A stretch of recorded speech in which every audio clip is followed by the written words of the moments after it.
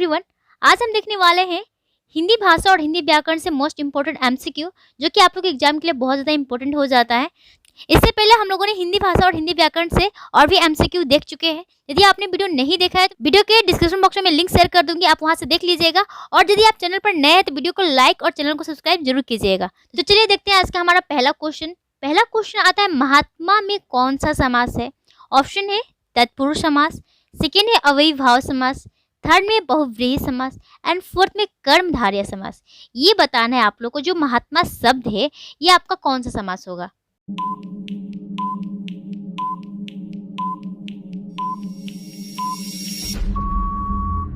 तो इसका correct answer आपका हो जाएगा कर्मधारय समास।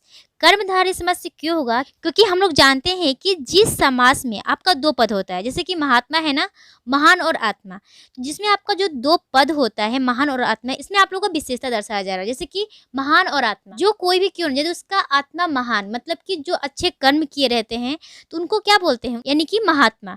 वही होता है जिसमें आपका पूर्व पद विशेषण और उत्तर पद जो आपका विशेष दर्शाता है उसे हम बोलते हैं कर्मधारय समास। जैसे कि आप लोग और एक एग्जांपल देख लीजिए, काली मिर्च। काली मिर्च तो एक शब्द में होता है ना, तो उसको हम लोग कैसे बोलते हैं, काली है जो मिर्च। या फिर पीताम्बर, पीताम्बर में ऐसा होता है क्या कि पीला है जो अंबर, तो उसको हम लोग बोल देते हैं पीताम्बर। उसका क्या विशेषता है कि वो पीला है। चंद्रमुखी में भी उसका विशेषता दर्शाया जा रहा है कि चंद्र के समान उसका मुख है, तो उसको चंद्रमुखी बोलते हैं। ठीक वैसे ही आपका महात्मा भी हो जाएगा कर्मधारय। या फिर सद्गुण, ये भी आपका आ जाता है कर्मधारय समास। वैसे आप लोग को बता दें कि आपका जो समास है, समास कुल 6 प्रकार का होता है। पहला आपका आ जाता है द्वंद्व समास, दूसरा आ जाता है द्विगु समास, तीसरा आ जाता है तत्पुरुष समास, और फोर्थ नंबर आ जाता है आपका कर्मधारय समास, फिफ्थ नंबर आ जाता है अव्ययी समास, एंड लास्ट में जो आपका 6 है, 6 नंबर आपका आता है बहुव्रीहि समास। तो ये रहा आपका कुल 6 समास। चलिए देखते हैं नेक्स्ट क्वेश्चन। नेक्स्ट क्वेश्चन क्या है, पर्यावरण का सही संधि विच्छेद है। ऑप्शन है पर्या जुग वरण, ऑप्शन नंबर 2 परिधि जुग आवरण, एंड ऑप्शन 3 परिध जुग आवरण, एंड फोर्थ में परि जुग आवरण। तो क्या होगा इसका करेक्ट आंसर।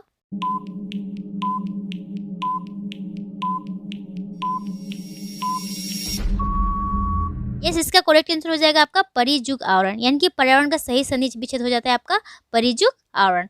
एंड नेक्स्ट देखेंगे संधि कितने प्रकार के होते हैं, 1, 2, 3 या फिर 7।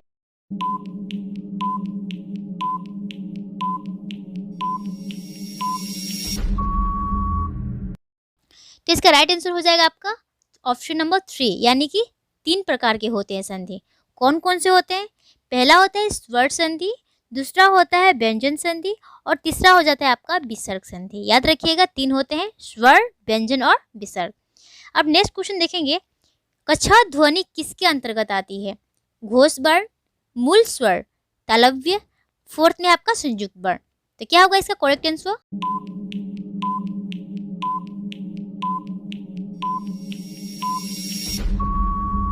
यस, इसका राइट आंसर हो जाएगा आपका संयुक्त वर्ण, यानी कि 4 नंबर ऑप्शन राइट होगा। जो कछा आपका है ये आपका संयुक्त वर्ण ध्वनि है। नेक्स्ट देखेंगे, पृथ्वी का पर्यायवाची शब्द है रत्नगर्भा, स्वर्णमयी, वासुमती, एंड फोर्थ में हिरण्यगर्भा। तो क्या होगा इसका राइट आंसर।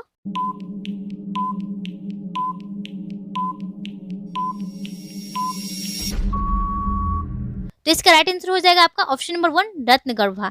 रत्नगर्भा बोलते हैं पृथ्वी को। अब नेक्स्ट देखेंगे, कछ, त्र और ज्ञ, ये 3 कौन सा व्यंजन है, संयुक्त व्यंजन, उसमें व्यंजन, तवर्गीय व्यंजन, या फिर इनमें से कोई नहीं।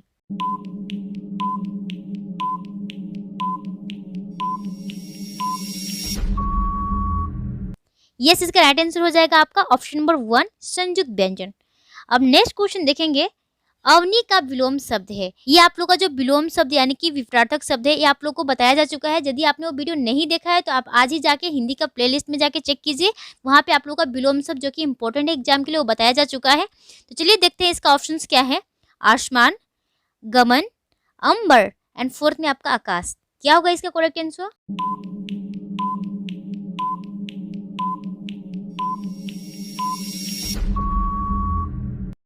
तो इसका करेक्ट आंसर क्या हो जाएगा, अंबर, यानी कि अवनी का ठीक विपरीत यानी कि विलोम शब्द अंबर हो जाता है। अब नेक्स्ट क्वेश्चन देखते हैं कि पाली को भाषा भी कहा जाता है, फिल इन द ब्लैंक। यहाँ पे खालिस्तान है, क्या कहा जाता है? देश भाषा कहा जाता है, या फिर देव भाषा कहा जाता है, या फिर लोक भाषा कहा जाता है, या जन भाषा? क्या होगा इसका राइट आंसर?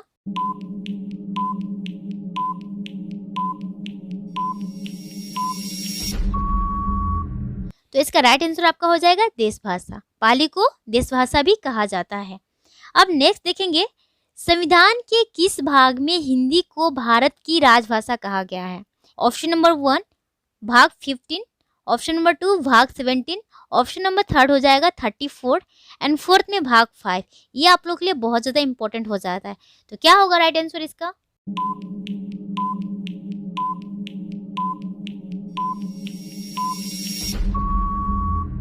यस, इसका राइट आंसर हो जाएगा भाग 17, यानी कि संविधान के भाग 17 में हिंदी को भारत की राजभाषा कहा गया है। ये बहुत ज़्यादा इंपॉर्टेंट हो जाता है आप लोग के लिए। अब नेक्स्ट देखेंगे, संघ की भाषा हिंदी और लिपि देवनागरी होगी, संविधान के किस अनुच्छेद में कहा गया है? ये आप लोग को बहुत बार बताया जा चुका है। यहाँ तक कि जितनी बार आप लोग को एमसीक्यू प्रोवाइड करवाया गया है उसमें भी एक क्वेश्चन दिया गया है और इससे रिलेटेड आप लोग कॉन्सेप्ट भी दिया गया है। तो क्वेश्चन क्या बोल रहा है कि जो संघ की भाषा हिंदी और लिपि देवनागरी होगी, तो कौन सा अनुच्छेद में कहा गया है संविधान का?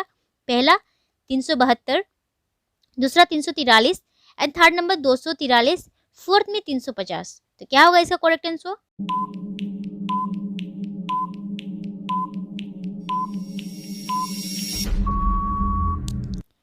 यस, इसका राइट आंसर हो जाएगा आपका आर्टिकल 343, अनुच्छेद 343 के तहत ये कहा गया है कि संघ की भाषा हिंदी और लिपि देवनागरी होगी।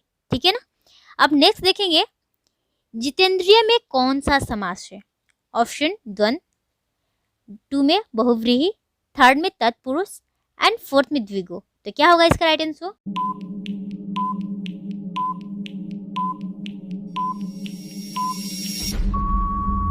इसका करेक्ट आंसर हो जाएगा आपका बहुव्रीहि।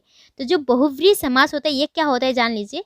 बहुव्रीहि समास उसे कहते हैं जिन समासों में दोनों पदों के माध्यम से एक विशेष अर्थ यानी कि जो तीसरा अर्थ निकलता है उसे हम लोग बोलते हैं बहुव्रीहि समास। ठीक है ना। इसका एग्जाम्पल भी देख लीजिए, जैसे कि आपका हो जाता है ना लंबोदर, लंबा उदर है जिनका, अर्थात किसको क्या कहलाते हैं? गणेश जी। गिरिधर, गिरी को धारण करने वाला अर्थात श्री कृष्ण, है ना। अब ये हो जाता है आप लोग का बहुव्रीहि समास। ऐसे जैसे और एक एग्जांपल लीजिए, नीलकंठ। नीलकंठ कहने के साथ आप लोग का दिमाग में एक इमेज आ जाता है ना, जैसे कि नीला कंठ है जिनका, अर्थात शिव जी। ये हो जाता है आपका बहुव्रीहि समास। अब नेक्स्ट क्वेश्चन देखेंगे, कौन सा सत्य है? ऑप्शन नंबर 1 है हिंदी भारत की राजभाषा है, ऑप्शन नंबर 2 तमिलनाडु की राजकीय भाषा हिंदी है, ऑप्शन नंबर 3 इंडोनेशिया की आधी आबादी हिंदी बोलती है, फोर्थ है अवधी बिहार के दक्षिण जिलों में बोली जाती है। तो इन चारों वाक्यों में आप लोग बताना है कौन सा सत्य है।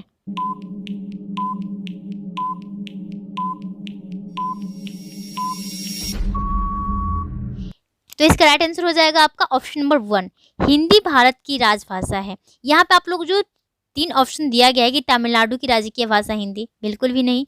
इंडोनेशिया में आधी आबादी हिंदी बोली जाती है, ऐसा हो ही नहीं सकता। एंड जो आपका फोर्थ है अवधी बिहार की दक्षिणी जिलों में बोली जाती है, ये भी गलत है। तो इसका राइट हो जाएगा आपका हिंदी भारत की राजभाषा है, न कि राष्ट्रभाषा, इतना ख्याल रखिएगा। अब नेक्स्ट क्वेश्चन देखेंगे, निम्नलिखित में से एक शब्द में द्विगु समास है, उस शब्द का चयन कीजिए। आजीवन, भूदान, सप्ताह एंड फोर्थ पुरुष सिंह। तो क्या होगा आपका इसमें से द्विगु समास?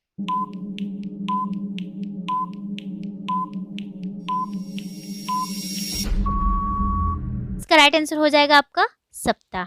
सप्ताह ही क्या हो गया आपका द्विगु समास। तो द्विगु समास क्या होता है देख लीजिए, जिस समास में पूर्व पद संख्यावाचक हो। जो पहला आपका पद आता है यानी कि उस शब्द का जो आपका 2 पद होता है ना, उत्तर पद और पूर्व पद, तो जो पहला पूर्व पद होता है वो संख्यावाचक होना पड़ेगा, उसे हम लोग बोलते हैं द्विगु समास। जैसे नवरत्न, तो नवरत्न, नव एक रत्न, तो रत्न तो आपका यहाँ पे संख्या नहीं है लेकिन नव है, तो उसको बोलते हैं ना 9 रत्नों का समूह।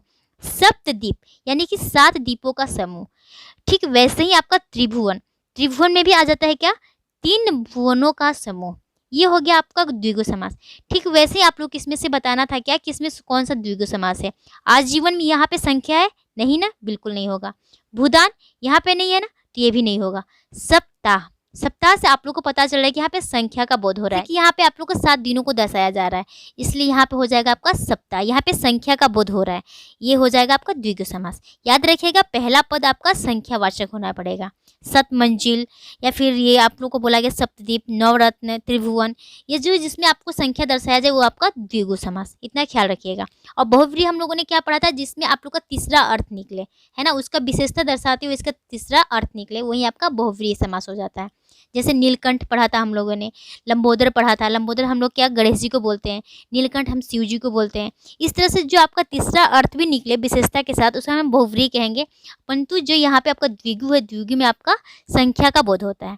अब नेक्स्ट देखेंगे, किस देश में हिंदी भाषा का प्रयोग लिखने व बोलने में किया जाता है। ऑप्शन नंबर 1 ऑस्ट्रेलिया, दक्षिण America, Pakistan and fourth Mauritius. तो क्या होगा इसका राइट आंसर।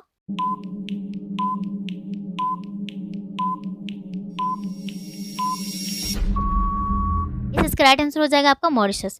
मॉरिशस ऐसा देश है जहां हिंदी भाषा का प्रयोग लिखने और बोलने दोनों में किया जाता है। अब नेक्स्ट क्वेश्चन आ जाता है, कृदंत प्रत्यय किन शब्दों के साथ जुड़ते हैं। ये आप लोग को पढ़ाया जा चुका है, जो आप लोग का प्रत्यय और उपसर्ग, ये सब बताया जा चुका है कि आप लोग का यहाँ पे कृदंत प्रत्यय किसे कहते हैं। तो ऑप्शन से संज्ञा, सर्वनाम, विशेषण एंड क्रिया। क्वेश्चन समझिए, जो आपका कृदंत प्रत्यय था वो किन शब्दों के साथ जुड़ता था, आप लोग को अच्छी तरह से बताया जा चुका है। तो इसका करेक्ट आंसर क्या होगा।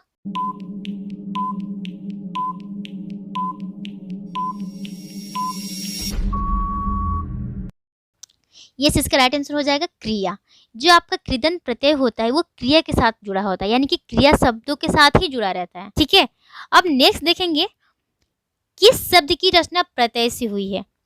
अभियोग, व्याम एंड अपमान एंड फोर्थ में होगा इनमें से कोई नहीं। आप लोग के यहाँ पे बताना है कि जो तीन आप लोग का ऑप्शन है, इन तीनों ऑप्शन में किन में आप लोग का प्रत्यय जुड़ा हुआ है या फिर इनमें से कोई भी नहीं।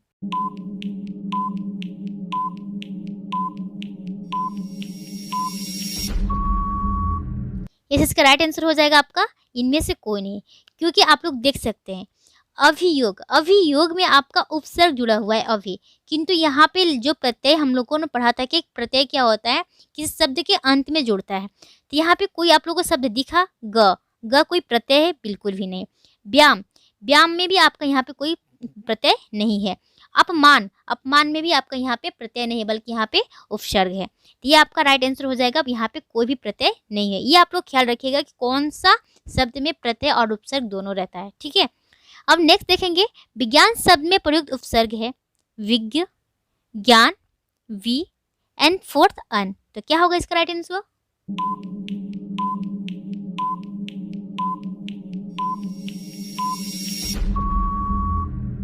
इसका राइट आंसर हो जाएगा आपका वी, क्योंकि यहाँ पे बोला जा रहा है कि उपसर्ग क्या है। तो उपसर्ग हम लोग को पता है ना कि शब्द का जो पहले लगता है, आगे लगता है, वो हम लोग तो उपसर्ग होता ही है। तो यहाँ पे आप लोग का विज्ञान, तो बहुत लोग अब बिग भी लगा सकते हैं, या फिर ज्ञान तो होगा नहीं, ज्ञान तो अंत में कभी नहीं लगता। वी या फिर अन, तो अन भी नहीं हो रहा है विज्ञान में, किंतु जो आपका वी है यही आपका उपसर्ग होता है वी। तो वी उपसर्ग आपका सही हो जाएगा यहाँ पे। अब नेक्स्ट देखेंगे, चिरायु शब्द में प्रयुक्त उपसर्ग है ची, चीर, यू एंड लास्ट में आयु। तो क्या होगा इसका राइट आंसर।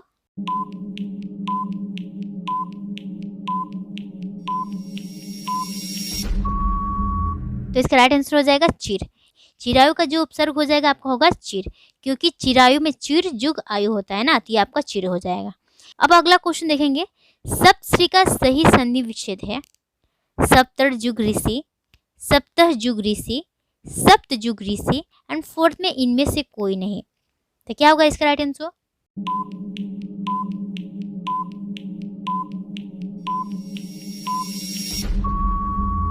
यस, इसका राइट आंसर आपका हो जाएगा सप्त जुग ऋषि। Option number 3 is correct. सप्त जुग ऋषि यही आपका सप्तश्री का सही संधि विच्छेद हो जाता है, न कि सप्तर सप्तह। ये आपका जो सप्त जुग ऋषि यही आपका राइट होगा। अब नेक्स्ट देखेंगे, प्रत्युपकार का संधि विच्छेद है प्रतुजुग उपकार, प्रतिजुग उपकार, थर्ड में प्रतिजुग उपकार एंड फोर्थ है प्रतिजुग अपकार। तो क्या होगा इसका राइट आंसर।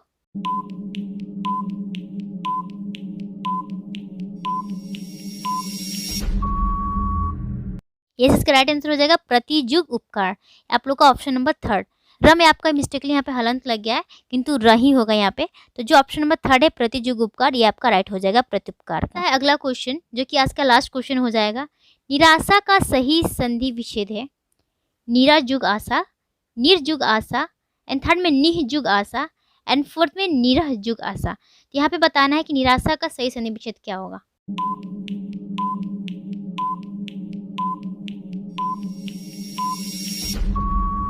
यस, इसका राइट आंसर हो जाएगा निःजुग आशा। यहाँ पे आप लोग को जो ऑप्शन नंबर 3 है ये करेक्ट हो जाएगा, न कि नीरा, निर और नीरा। यहाँ पे आप लोग को ये देखना है कि निराशा जो है किन पदों के साथ संधि विच्छेद किया गया है। तो निःजुग आशा ये आपका हो जाता है निराशा। तो ये रहा आज का इंपॉर्टेंट हिंदी व्याकरण और हिंदी भाषा से रिलेटेड कुछ एमसीक्यू। तो नेक्स्ट वीडियो में और भी एमसीक्यू प्रोवाइड करवाया जाएगा। तब तक के लिए थैंक यू।